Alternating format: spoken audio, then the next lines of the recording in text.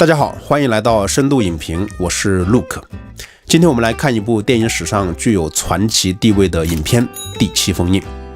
第七封印》是由瑞典导演英格玛·伯格曼在1957年拍摄的经典电影。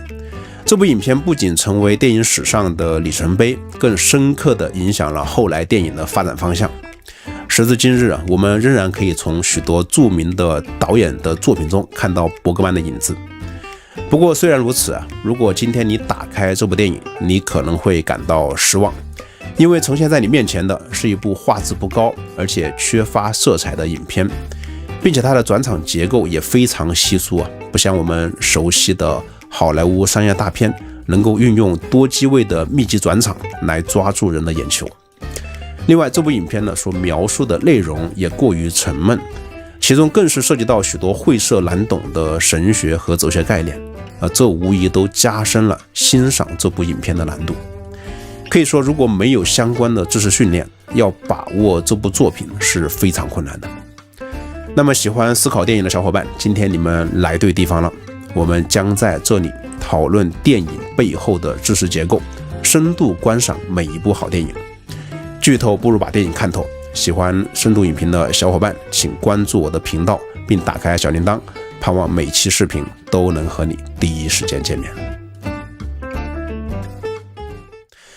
伯格曼出生于瑞典的乌普萨拉，后来在斯德哥尔摩长大。斯德哥尔摩是一座极具特色的海滨城市，横跨14个岛屿，被梅拉伦湖与波罗的海的水系所包围。这里优美的自然风光和独特的地理结构为它赢得了北方威尼斯的美誉。这种独特的环境不仅塑造了城市的风貌，也潜移默化地影响着居住在这里的人。虽然伯格曼在他的自传中并没有提及大海对他的直接影响，但是在他的电影作品中，海洋这个具有象征性的符号却是频繁出现的。在第七封印的开篇，由冯西多饰演的从十字军东征归来的骑士，正是在大海之边遇见死神。虽然他经历了多年的戎马生涯，早已看惯生死，然而当他真正遇见死神，他却发现自己并没有完全准备好。这倒不是因为他怕死，而是他对死亡之后的未知感到深深的焦虑。于是他利用一盘棋，主动挑战死神。他承诺，如果他输了，死神就可以将他带走。尽管他的挑战被死神欣然接受，然而这明显是一盘胜算无几的对垒。不过对于骑士而言，他真正的目的并不在于赢下棋局，而是要赢得时间，因为他想利用这个时间去寻找足以支撑他面对死亡的人生意义。在第七封印的开篇，伯格曼仅用了几组朝向大海的镜头，就给这部影片铺下了沉重的基调。大海往往可以给人双重的感受。当我们漫步沙滩，面朝大海，我们可能会感到惬意。然而当我们身处茫茫大海之中，面对着深不见底又浩瀚无边的海洋时，大海带给我们的可能就是一种压迫的窒息感。而在电影开篇的大海场景中，伯格曼为我们安排的就是这样一种窒息的体验。这个安排其实早在第七封印这个片名中就已经埋下了伏笔。第七封印这个名字取自圣经中的最后一卷书启示录，由于包含了大量的末世预言，这卷书也被归类为天启文学。启示录在基督教传统中被认为是耶稣的门徒约翰所写。根据传统，耶稣在受难以及复活之后，约翰成为早期教会的核心人物之一。公元70年，罗马军队攻陷耶路撒冷，基督教从犹太地区转移到小亚细亚，约翰因此来到了以弗所，成为当地教会的重要领袖。后来罗马帝国在推行皇帝崇拜的过程中，要求臣民通过献祭来表明对皇帝的忠诚，而基督徒却认为信徒崇拜的对象只能是上帝，因此拒绝向皇帝献祭。这导致罗马政府视基督徒为皇权的挑战，因而施行了严酷的迫害。到了公元81到96年，多米提安皇帝统治时期，迫害进一步加剧。约翰因为坚守信仰而被捕，后被流放到爱琴海的拔摩岛。拔摩岛在罗马帝国时期主要是被用来流放政治犯和宗教异见者，这里地处偏远，环境也十分恶劣，因为严重缺水，岛上的居民主要靠收集雨水为生。如果不幸遭遇干旱，他们只能靠船只从其他地方运水过来生活。然而，即便在如此恶劣的环境中，老约翰也依旧矢志不渝，越发坚定地信仰基督。最后，他被上帝感动，看见了世界末日的大异象，其中包括了末日的大灾难、耶稣的再次降临以及新天新地的诞生。约翰将这些异象的内容记录了下来，这就是圣经中的启示录。我们顺便说一句异象这个词，它的英文是 vision， 有视觉、展望、视野这一类的含义。苹果公司在2023年发布的 VR 产品 Apple Vision Pro 采用的就是这个词。在宗教领域异象是指人在非正常的状态下所看到的图像或场景，通常被认为是一种超感官的知觉。然而它跟幻觉是不同的，幻觉是由自身引发的，而异象则是来自于外部。在启示录中，伴随着上帝的羔羊依次揭开7道封印，世界逐渐走向混乱与浩劫。其中最后一道封印也就是第7封印最为独特。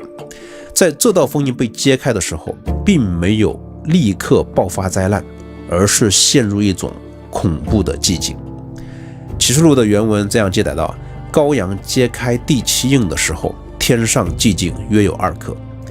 我们看到这里呈现出了一个极度压抑的场面，就像风暴前的宁静一样。而伯格曼正是将这种末日的压抑感巧妙地投射到了电影开篇的大海之上，并且引出了整部影片的主题：上帝的沉默。关于上帝沉默这个概念因为涉及到了一些复杂的神学，为了方便大家理解，我在这里做一些简单的解释。根据基督教的教义上帝在创造完世界以后，并没有置身事外，而是参与到这个世界的运行之中。这种持续的介入在基督教神学上就被称为上帝的护理。也就是说，上帝自始至终都在用他的智慧和全能引导着这个世界。在人类历史中上帝的这种无所不在的引导表现为一种隐秘的旨意，而作为人最好的生活方式就应该是对这种旨意的顺从，按照上帝的安排去行事。那么在这个过程当中一系列重要的美德就被发展了出来，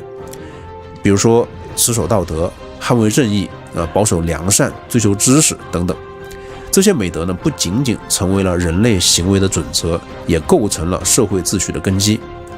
而在保护和实践这些美德的过程中，逐步构建起来的社会组织和管理形式，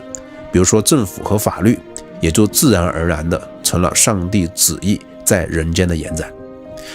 因此，这就让我们看到了一个从上帝旨意出发，通往人类生活的推导过程。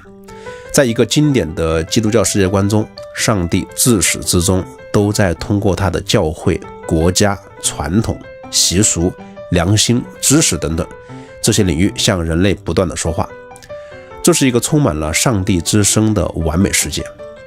然而在这个理想的世界中，却潜藏着一种令人不安的危机。倘若人能够在这个美善的世界中找到上帝，那么万一这个世界不再美善呢？万一人类长久地陷入苦境中呢？那么我们感受到的可能就不再是上帝的声音，而是上帝的沉默。在第7封印中，伯格曼以戏剧化的方式刻画了一个由旷日持久的十字军东征与黑死病大流行相结合起来的至暗时刻。这个世界一片荒凉，人间充满哀歌，社会环境严重失序，人们在困境中呼唤上帝，然而听到的却只有上帝的沉默。于是一个问题就被提了出来：上帝真的存在吗？如果上帝存在，那么他为什么对人间的疾苦视而不见？但如果他不存在，那人在面对死亡的时候又该如何自处呢？要知道，如果没有天堂，没有地狱，没有任何超越性的精神意义，那么生命无论它有多么高贵，最终都难逃被死亡解构，成为虚无的命运。也许我们会说谈论死亡这件事情呢，有点过于遥远，没有必要过早去纠结，顺其自然就好。这个想法呢，也并非完全没有道理。然而我们也需要意识到，死亡之所以对我们意义重大，其实并不在于死亡本身，而在于如何看待死亡会决定我们怎样去生活。如果死亡是生命的终结，死了以后什么都没有，没有天堂，没有地狱，那么人及时行乐是否才是人生最合理的选择？如果生命的终结意味着一切都将归于虚无，没有灵魂的延续，也没有超越物质的存在，那么生命和世间万物的区别在哪里？如果生命没有任何特殊性，人只不过是物质的偶然聚合与分解，是宇宙中的随机存在，那么人活着的意义又是什么呢？而这些问题也正是第七封印中骑士的内心纠结。在结束了海边的场景之后，他带着疲惫的身体踏上了回家之路。在这段旅途中，道路成了影片中的一个重要隐喻。我们注意到剧中的人物几乎都处在一种迁徙的状态，除了正在回家的骑士以外，接下来登场的流浪艺人约夫和米娅也在旅途的奔波之中，甚至连堕落为不法之徒的教师拉威尔也始终处在流窜的状态。第七封印就像一个命运的路口，将所有角色的人生旅程都汇聚在了一起，而在这个舞台上，他们要共同面对的便是死亡的逼近与意义的缺失。第七封印被伯格曼自己评价为少数几部深得他心的作品。在与美国作家查尔斯的一次访谈中，伯格曼坦言道，那时我对死亡的恐惧是压倒性的，几乎无时无刻不在面对死亡。然而当我拍完了这部电影，我的恐惧消失了。对于伯格曼来讲，拍摄第七封印不仅是一次艺术创作，更像是一场他关于死亡恐惧的自我救赎，其中充满了他在信仰与理性之间的反复纠葛。在接受出版人贝里斯特罗姆的采访时，伯格曼进一步的提到，那时我深陷宗教问题的困扰，夹在两种观念里面举步维艰，两边的思索互不相容，于是我童年时的虔诚信仰与后来形成的严苛理性便只能维持在一种脆弱的和平状态。在伯格曼的这些表述中我们看到了他内心深处的一种矛盾，那就是一方面他的理性总是在逼迫他质疑上帝，可另一方面呢，他又找不到比信仰更管用的方法来对抗死亡。于是这就导致了他既不能完全投身于信仰，也不能彻底的摆脱他的影响，他只能被困在这种进退两难的境地之中。伯格曼身上的这种矛盾在骑士与死神的对白中得到了鲜明的呈现。在小教堂的那一幕骑士说，我在黑暗中向上帝呼喊，但似乎没有人回应。死神答道，也许那里根本没有人。骑士接着说，那么生命就是一种令人难以承受的恐怖，若明知一切都是虚无，没有人能在面对死亡的时候继续活下去。这段对话将骑士的内心撕裂展现得淋漓尽致，他渴望从信仰中找到答案，却一次次遭遇上帝的冷暴力。这种对信仰与死亡的挣扎在14世纪的欧洲同样显得格外真实。黑死病的肆虐导致人口锐减，历史估算这场瘟疫至少夺去了约1/3的生命。当骑士从十字军东征归来，踏上瑞典故土的时候，这里的情况已经是惨不忍睹了。酒馆内，人们低声讨论着有关世界末日的景象，每个人都面色沉重。随着逃亡者四处奔波，瘟疫也在急速蔓延，没有人知道下一个被死亡抓住的会是谁。在这个笼罩着绝望与恐惧的背景之下，人们也试图通过艺术的形式来回应死亡，这催生了一种名为死亡之舞的艺术创作。当骑士还在教堂里面祷告的时候，他的随从乔斯则在外面的门廊下目不转睛地看着墙上画家正在绘制的骷髅形象。他忍不住问画家：你为什么画这些东西？画家回答：这叫死亡之舞。死亡之舞是中世纪晚期比较常见的一种艺术形式，它通常描绘的是一群跟着骷髅跳舞的人，涵盖了社会的各个阶层，从国王到平民无一例外。历史上在与死亡之舞相关的著名作品中，汉斯·霍尔拜因于16世纪创作的木刻版画系列尤为出色。这些画作通过骷髅的姿态和舞蹈的夸张动作，呈现出了死亡的冷酷无情和不可避免。有趣的是，迈克尔·杰克逊的《战栗》Thriller 这首音乐的 MV 与死亡之舞也有许多相似之处甚至在某个程度上，我们可以把它看作是中世纪死亡之舞的现代版本。如果大家感兴趣，不妨去回顾一下这首歌。死亡之舞除了带来强烈的视觉冲击之外，它还传递了一种耐人寻味的平等观念。我们看到在画面中，无论高低贵贱，所有人都不能逃脱与死亡共舞的命运。这就像是在宣告，平等或许没有体现在出生上面，但一定体现在死亡上面。在死亡面前，绝对能做到人人平等。这是真正意义上的消除阶级和任何的社会界限，大家都殊途同归。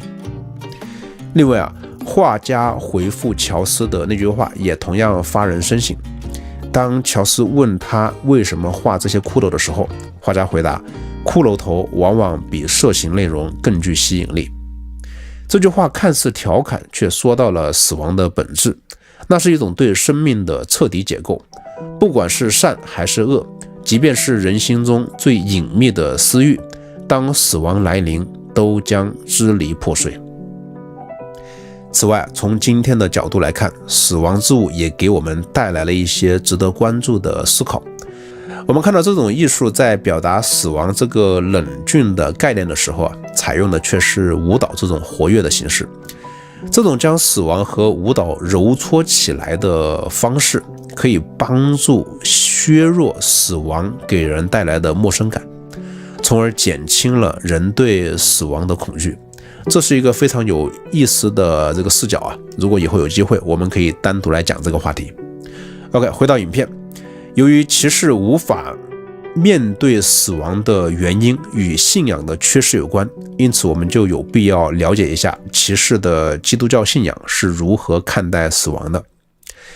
在圣经中死亡的起源可以追溯到人类始祖的犯罪。根据创世纪的记载亚当和夏娃因违背神的命令，偷吃了分别善恶树上的果子，结果被逐出伊甸园。这场犯罪带来的一个严重后果就是死亡的出现。又因为有了死亡，生命就有了限度，所以寿命这个概念也就随之产生。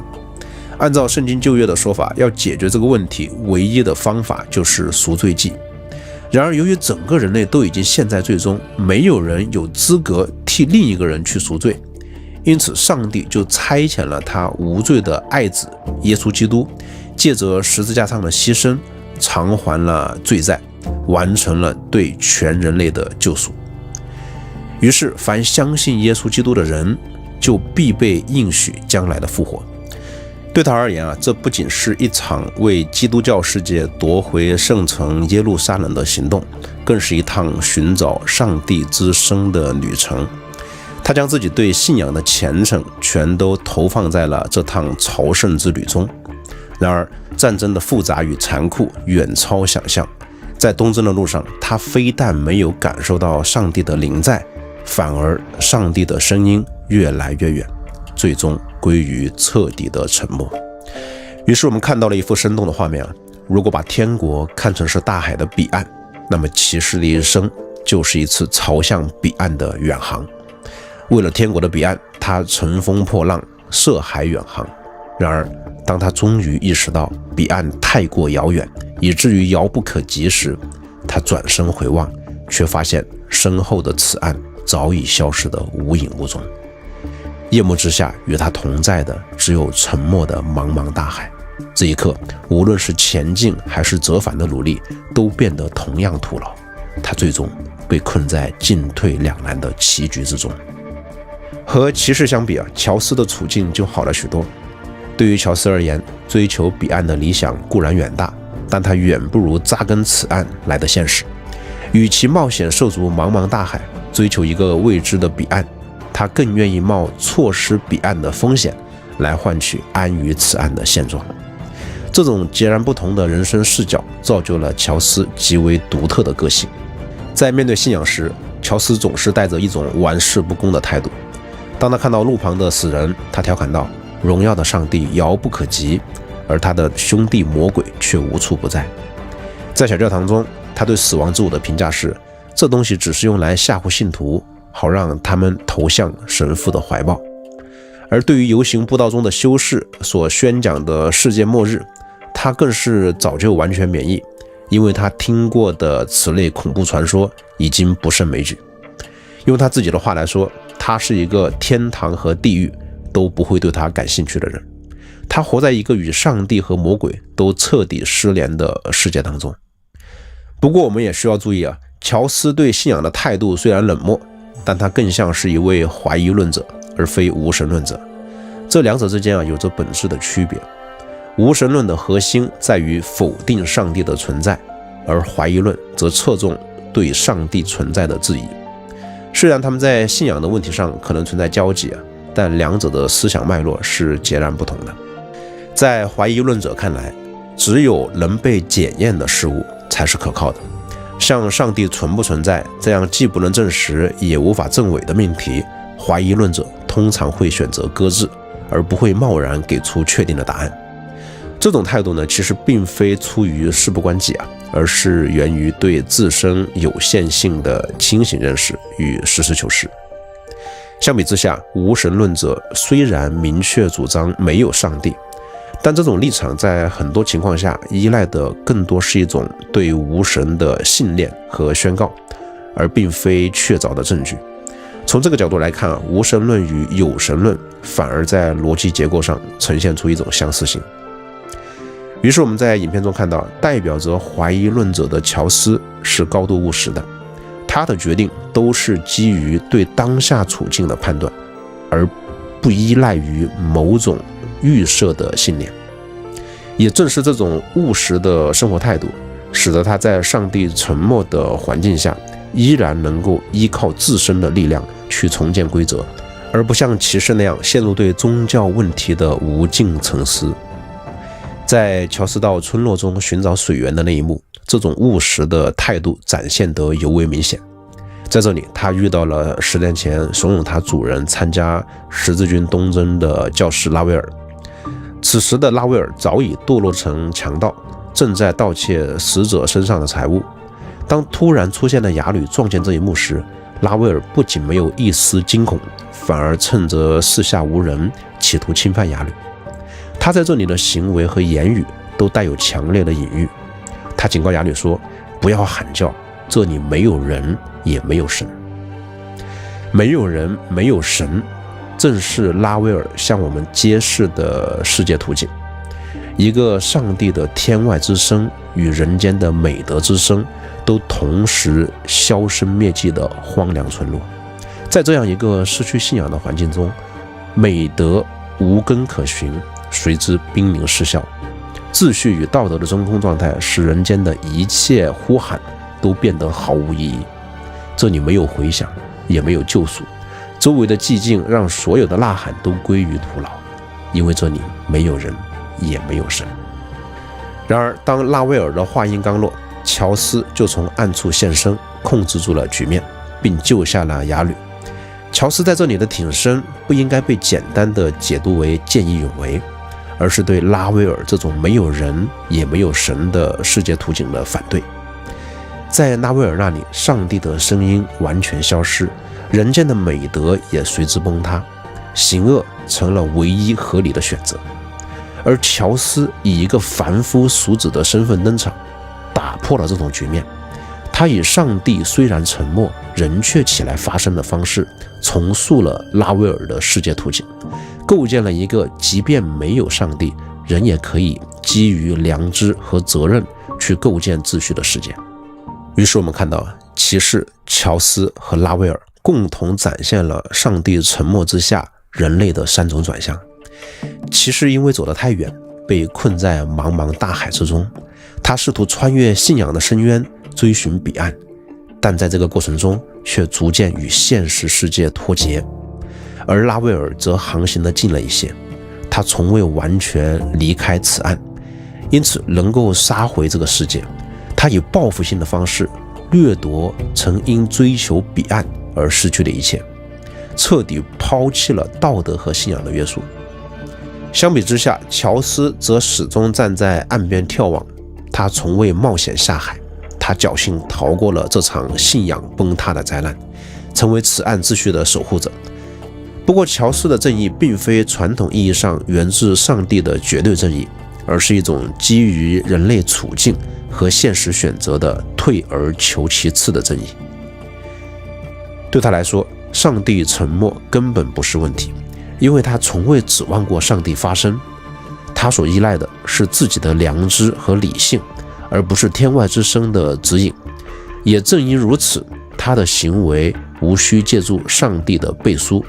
他也没有将美德向上帝追溯的道德义务和对天外之声的论证负担。这一切都使得他可以心无旁骛地朝向世俗，做一个清醒的凡夫俗子。我们在这里目睹了一场关于人类处境的黑暗之夜。骑士、乔斯和拉威尔虽然选择了不同的道路，但他们无一例外都被困在这片无声无息的暗夜之中。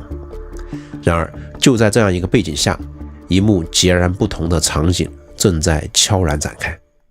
在一个清晨的树林旁，约夫早早醒来，独自坐在树下。他抬头时，眼前的景象让他热泪盈眶。晨光中，圣母玛利亚牵着小耶稣的手，缓缓穿过他面前的草地，阳光洒在他们身上，泛起圣洁的光辉。约夫屏住呼吸，不敢发出一丝声音，唯恐惊扰了这一神圣的时刻。他只是静静地注视着这一切，脸上浮现出难以言喻的满足。那一刻，他仿佛已经融入到了这圣洁的信仰之光中。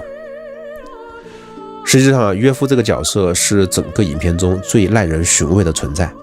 如果说第7封印试图塑造的是一个上帝在人间缺席的世界，那么约夫的出现不但没有成功推动这个主题，反而带来了某种叙事上的负担。我们看到这个角色一登场就自带一种光环，完全不同于其他深陷黑暗的人物。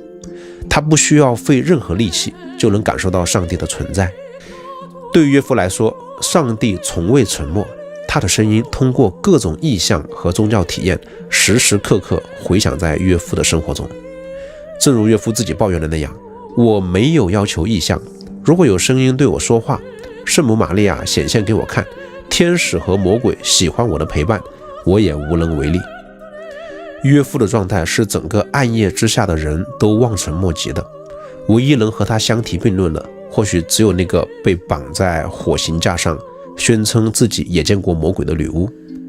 我们要知道，骑士在小教堂与死神的对话中，他提出来的一个大问题就是用感官去理解上帝，真的如此残酷和难以想象吗？为什么上帝要藏身于半语未言的承诺和看不见的奇迹中呢？这个问题恰恰揭示了骑士与约夫的根本区别。在第7封印中，骑士无法真正面对死亡的原因，正是因为他从未像约夫那样在感官上如此真实地体验过上帝的存在。对于信仰，他始终缺乏一种切身的感受，他一切寻找上帝的努力，最后找到的都是上帝的沉默。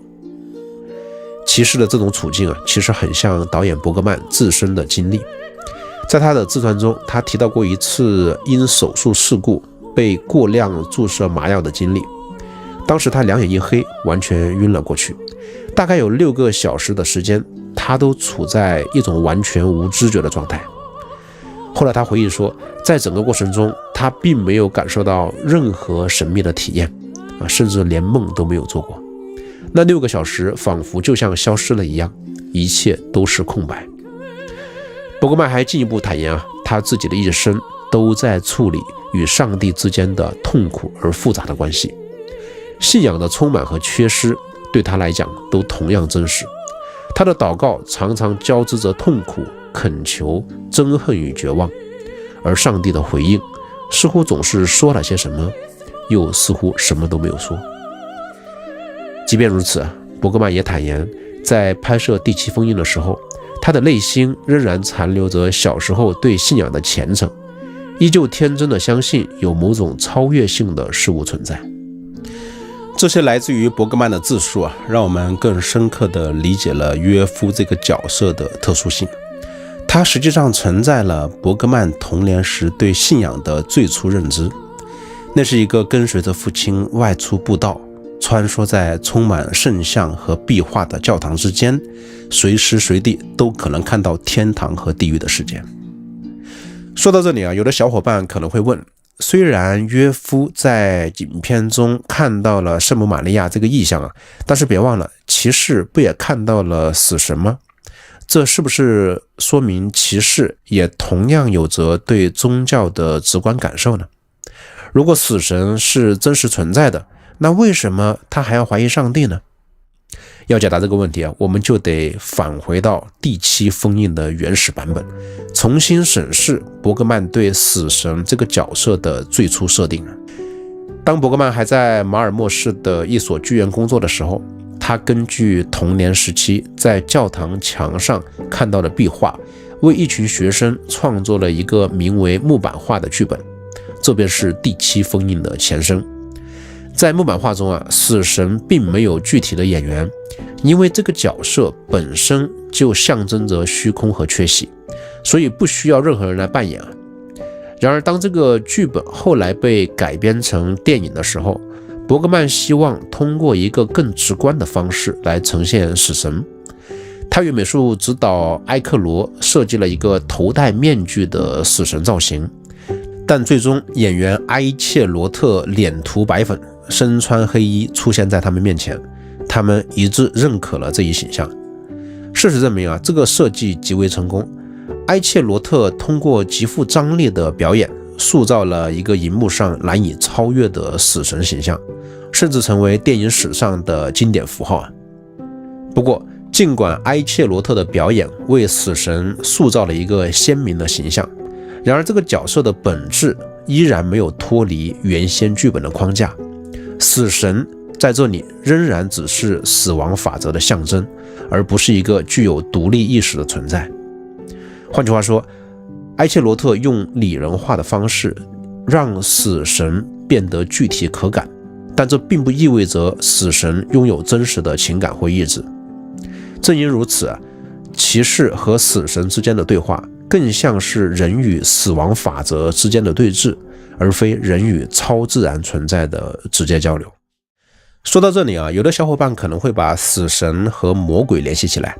毕竟在许多宗教和文化中，死亡不仅象征着生命的终结，还往往被赋予邪恶的含义，因此常常与魔鬼的形象联系在一起。然而第7封印中的死神却有着和魔鬼完全不同的定位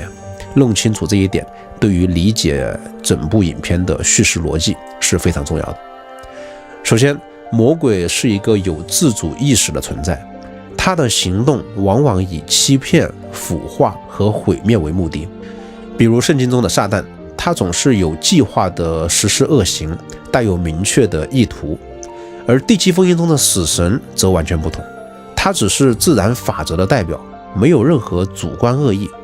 他在影片中虽然负责结束生命，但这并不是针对任何人的蓄意加害，而仅仅是职责所在。其次，魔鬼通常是混乱的象征，是秩序的颠覆者。然而第7封印中的死神却恰恰相反，他严格遵照棋盘的规则，与骑士展开有序的博弈。他不但不是混乱的制造者，反而是法则和秩序的捍卫者。这种设定不仅将死神与魔鬼区别开来，还突出了他在影片中超越善恶的中立性。除此以外，如果将死神与魔鬼混为一谈，还可能严重曲解影片的核心逻辑。我们先来看一个问题如果片中的死神等同于魔鬼，那么按照有鬼就有神的逻辑，魔鬼的存在便会暗示上帝的存在。那么在这样的情况下，骑士在影片中的信仰危机似乎就失去了基础。毕竟尽管骑士没有见过上帝，但如果他确认自己见到过魔鬼，那这本身就可以被视为上帝存在的某种证明。更进一步说，如果魔鬼和上帝都存在，那么地狱和天堂也就同样真实。在这样的世界观下面，死亡就不再是生命的终结，而是通往另一个永恒世界的桥梁。如果果真如此，死神的出现理应让骑士感到释然，甚至带来信仰上的重建，而不是让他愁容满面，困惑加深。然而事实却完全相反，即便在和死神面对面下棋的过程中，他的信仰危机和对死亡的焦虑不但没有得到缓解，反而愈演愈烈。这清楚地表明，第七封印中的死神并不是魔鬼，而是一个截然不同的存在。也正因如此，影片对死神和魔鬼做出了这种区分，实际上揭露了影片所隐含的一种颠覆性，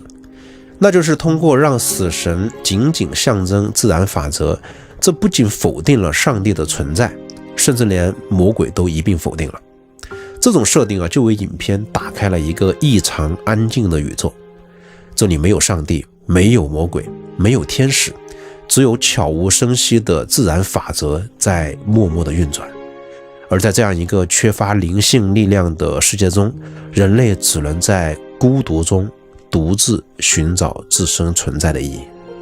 于是我们就看到了骑士在小教堂中的最后一个镜头，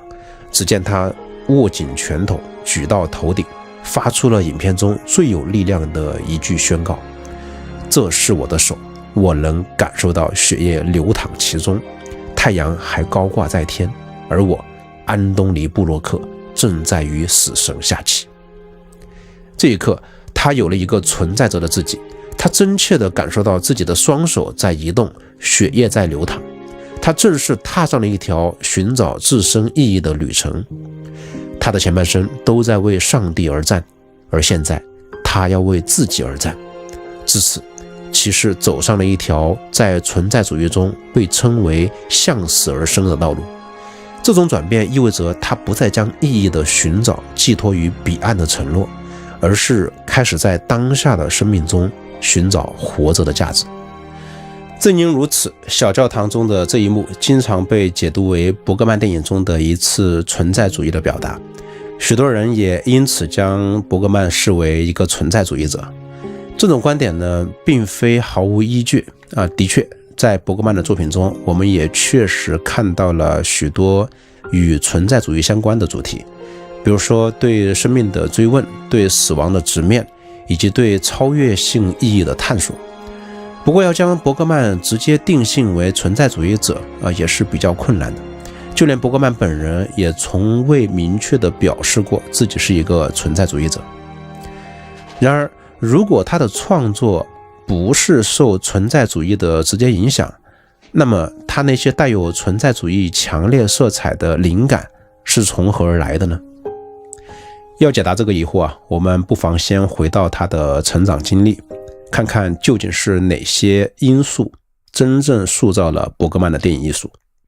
伯格曼在1937年进入当时的斯德哥尔摩学院，也就是今天的斯德哥尔摩大学，主修文学与艺术史。在这段时间他广泛阅读了大量的戏剧和文学作品，尤其深入研究了斯堪的纳维亚传统文学，其中瑞典和挪威的剧作对他的影响尤为深刻。同时，他对俄罗斯文学也表现出了浓厚的兴趣，尤其是陀思妥耶夫斯基的小说。这些作品往往聚焦于人类灵魂的冲突与救赎此外，莎士比亚的戏剧对他的创作也带来了不可忽视的启发。除了文学，伯格曼的兴趣还延伸至心理学领域。他曾经提到过2本对他产生深远影响的心理学著作：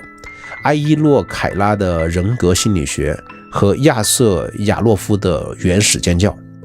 这些书探讨了人类心的复杂性，也显然成为他电影中许多角色心理塑造的重要灵感来源。相比之下，哲学对伯格曼的影响就显得比较间接了。他虽然偶尔提到过尼采，但几乎没有深入讨论过任何具体的存在主义哲学著作。这当然并不意味着伯格曼对存在主义完全陌生啊，但至少表明了在电影中系统地表达存在主义观念，伯格曼显然志不在此。相反，他的创作似乎更多地受到了他童年基督教路德宗环境的熏陶，以及被他后来在文学和戏剧方面的兴趣所塑造。他的作品与存在主义之间的契合，也更像是在他的这些宗教经历和艺术兴趣上的自然延展，而非刻意的哲学表达。如果我们想要更深入的研究伯格曼，就无法绕过他的家庭背景，尤其是他父亲对他的影响。伯格曼的父亲是一位在瑞典非常成功的路德宗牧师，在宗教界享有极高的声望。然而伯格曼曾经坦言他与父亲在许多观念上都存在冲突，父子关系在人生的很长一段时间里面都十分紧张，直到父亲晚年，2个人才逐渐修复了关系，重新建立起对彼此的理解。很多人在解读伯格曼的时候都会提到他童年时期遭受到的来自父亲的严格管教。人们普遍认为这个经历可能是伯格曼作品中反基督教情节的真正原因。然而这样的解释更多是一种基于原生家庭理论的过度简化，并未真正的揭示问题的本质。实际上与其说是父亲的严厉让伯格曼产生了宗教上的反叛情节，不如说是父亲的宗教信仰对他的人生产生了更复杂和深远的影响，以至于上帝在他的人生当中，即便不是他信仰的对象，也始终是一个难以摆脱的存在。这导致了他与同样出生于牧师家庭的尼采完全不同。在尼采那里，上帝死了，而在伯格曼这里，上帝怎么也死不了。我们还记不记得在第7封印的小教堂中，骑士曾经说过，为什么我不能在心中杀死上帝？为什么即便我咒诅他，将他从我心中撕裂，他仍然以自己的方式活着？为什么尽管如此，他依然是我无法摆脱的令人困惑的现实？骑士的这番对白在某个程度上可以被视作伯格曼内心矛盾的真实写照。他的人生始终处在一种微妙的张力之中，一方面他感觉上帝是应该存在的，但另一方面他又感受不到上帝的真实存在。这种上帝存在却不可感知的矛盾贯穿在他的作品当中，也深刻地影响了他对宗教的态度。而这种矛盾似乎又无法在他父亲那路德宗神学所主张的通过圣礼和圣道连接于上帝的施恩之具的教育中找到安慰。于是他的创作开始转向一种新的探索，试图在可感知的当下而非遥远的彼岸寻找一种可以用来替代信仰的救赎。于是这就把我们带到了第7封印最为重要的一幕。在一片沐浴着夕阳的草地上，在温馨祥和的聚餐中，骑士以领受圣餐礼的标准方式接过了米娅手里传过来的牛奶。他深情地说，我会记住这个时刻，寂静、黄昏、草莓和牛奶的碗，还有你们在目光中的脸庞。米卡尔在睡觉，约夫在弹琴。我会试着记住我们谈论的内容，像捧着一碗满满的牛奶，小心翼翼地捧着这段回忆。关于圣餐这个概念因为不是所有的小伙伴都熟悉，所以我做一点补充。圣餐的英文是 communion，它源自于拉丁词根 communio， 是交流和连接的意思。圣经哥林多前书这样记载道，主耶稣被卖的那一夜，拿起饼来祝谢了，就掰开，说，这是我的身体，为你们舍的，你们应当如此行，为的是纪念我。饭后也照样拿起杯来说，这杯是用我的血所立的新约，你们每逢喝的时候要如此行，为的是纪念我。你们每逢吃这饼喝这杯，是表明主的死只等到他来。因此在基督教传统中，圣餐象征着因原罪破裂的人与神之间的关系，通过耶稣基督的救赎，借着他的身体和宝血得以修复和和解。然而当影片中代表耶稣身体的无酵饼和代表宝血的葡萄酒被草莓与牛奶所取代时，我们看到信仰在这里悄然发生了一种转向，就是人与神的紧张关系在圣餐中得以修复，转变成了歧视质疑上帝的严苛理性与期待上帝的固执虔诚，在这个目光之下的晚餐中达成了一种和解。他不再纠结于永恒的彼岸是否存在，而是将目光转向暂存的当下，体验这温馨的片刻瞬间。如果我们稍加留意我们就会发现，为了呈现这个目光中的晚餐，第七封印在前面的情节中已经做了很多的铺垫。在约夫看见圣母玛利亚以及米亚向约夫表白的这两个场景中，电影都使用了同样的音乐。而在最后这场目光之下的晚餐中，约夫用鲁特琴弹奏的也正是相同的旋律。在这里伯格曼显然在通过音乐的这种连贯性，暗示了这三场关键情节之间的深层联系。首先，约夫看见异象，这代表着信仰；其次，米亚向约夫表白，这象征着爱情；而在最后目光中的晚餐，这象征着人与人之间的陪伴与连接。通过这种巧妙的串联，伯格曼呈现了一个以爱和连接去替代信仰的叙事。我们看到在第七封印中，在无尽的质疑、困惑和死亡阴影之下，人最终在此岸生活的爱与彼此相伴中找到了片刻的意义和安慰。在这个温馨的目光之下，我们也仿佛看到了伯格曼的身影，他置身其中，以同样的方式从骑士的手中接过牛奶，捧起了他对当下生命的珍视。正是因为有这样的体验骑士在接下来的与死神对弈的过程中，展现出了截然不同的精神面貌。他不再愁眉紧锁，而是多了一份笃定与从容。通过镜头构图分析我们可以看到，在过去下棋的场景中，骑士都被安排在画面的低位，处于被碾压的态势之下，而这次他却来到了高位，形成了对死神的压制。这是骑士第一次如此潇洒自如地面对死亡，因为他已经找到了从影片开头就在苦苦寻觅的可以支撑他面对死亡的人生意义。这是一种在当下生命中体验到的爱与连接，对死亡的超越。在这个影片的结尾我想提出一个值得深思的问题。长久以来，人们对伯格曼的讨论往往聚焦在他对信仰的批判上。这个视角呢，虽然触及到了伯格曼思想的某一个面状，然而对于全面理解他的精神世界却是帮助不大的。事实上，将注意力完全集中在他对基督教信仰的批判上，反而遮盖了伯格曼精神困境的深层根源。尽管伯格曼的许多观念与存在主义有很多相似之处，然而他的精神困境却远比一个典型的存在主义者更为深重。对一个存在主义者而言，上帝是否存在这个问题是根本无需去解决的，因为在他们的哲学框架中，上帝早已经被否定。因此他们的焦虑更多的是集中在如何面对死亡以及从死亡中寻找意义的这个过程中。然而伯格曼就没有这么幸运了。对他而言，上帝的问题始终是悬而未决，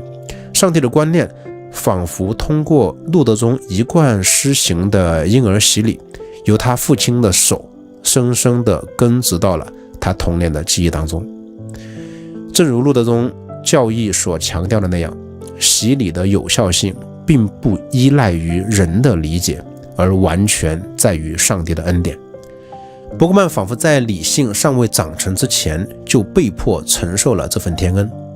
这使得他的一生中，即便是从未感受过上帝的临在，然而他所有摆脱上帝的努力都是如此艰难且收效甚微。因此，与一个纯粹的存在主义者相比，伯格曼不仅要面对上帝沉默所带来的虚无焦虑，还要承受一种更深的不安，就是在这死亡与虚无的背后，万一上帝果真存在呢？这让我们看到一个夹在存在主义和基督教徒之间的深刻困境。对于一个坚定的基督徒来说，即便死后没有上帝，他也无需遗憾，因为死亡意味着彻底的虚无，根本没有感知遗憾的可能。然而，如果上帝真的存在呢？基督徒的信仰就会获得最终的印证，那么他将享受永恒的救赎和安慰。但伯格曼的情况却完全不同了。如果死后证明没有上帝，他显然无法获得任何意义上的满足。即便他正确地预判到了这个情况，他却因为生命的终结而无法感受这份真知灼见带来的喜悦。而如果死后发现上帝的确存在呢？那对他而言将是一种无以复加的痛苦，因为这意味着他过去在没有上帝的假设下所做出的一切向死而生的努力，最终都将他引向了一个错误且不可逆转的永恒结局。在第七封印中，伯格曼这种隐隐约约的不安也被清晰地呈现了出来。在一个被死亡统治且充满荒诞的世界中，他却安排了一个象征耶稣基督圣家族的约夫和米娅这个家庭成功地逃脱了死亡的追捕。这个情节显得非常突兀，但却耐人寻味。它或许正反映了伯格曼内心对宗教意义的无法割舍。尽管在他的世界里面，他一直都在试图摆脱基督教的阴影，这可能源自于他对自己童年的反叛，也可能是他对上帝长久沉默这种冷暴力的一种回应。然而我们可以看到，伯格曼似乎从未能真正关闭超越性救赎的可能。这正是伯格曼对信仰复杂态度的集中体现。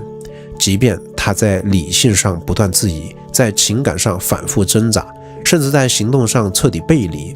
但那位死不了的上帝却始终暗藏在他的内心，闪烁着某种挥之不去的超越之光。在多年以后的一段采访中，我们仍然看到了伯格曼对上帝存在的那种深深不安。当他被问及如何看待死亡时，他说：我害怕这个巨大的空虚，但我认为当我们死去，我们真的死了，我们从某种状态进入绝对的虚无，我不相信有任何更高的存在，这反而让我感觉十分安全。最后，让我们放下所有的学术视角，单从生活的角度来审视这部影片。在看完了第七封印后，如果我们忘记了电影中复杂的象征意义和深层解读，其实只需要记住，执着于远大的目标往往导致我们无视当下生活的需要。当我们全身心地追逐事业和名誉的时候，是否曾经无意间冷落了身边最重要的人？我们的父母，我们的伴侣，我们的孩子，我们的朋友。这种难以自拔的状态源自于我们潜意识中对时间的错觉，仿佛死亡永远不会降临。然而，唯有我们诚实地面对生命的有限性，承认自己是终有一死的人，我们才能真正去觉察当下的美好，珍惜每一刻，过好每一天。这也提醒我们不要试图将自己完全投身于对某事物的永恒占有上，因为一旦产生这样的执念，我们就注定会与其疏离。唯有直面人无法真正永恒地拥有任何事物这一真相，我们才能转而在每一个细节上都拥有它，无论是我们的财富、地位，还是我们的爱情。感谢大家观看深度影评，如果你喜欢我分享的内容，请记得点赞关注我的频道，并推荐给你的朋友。我们下期再见。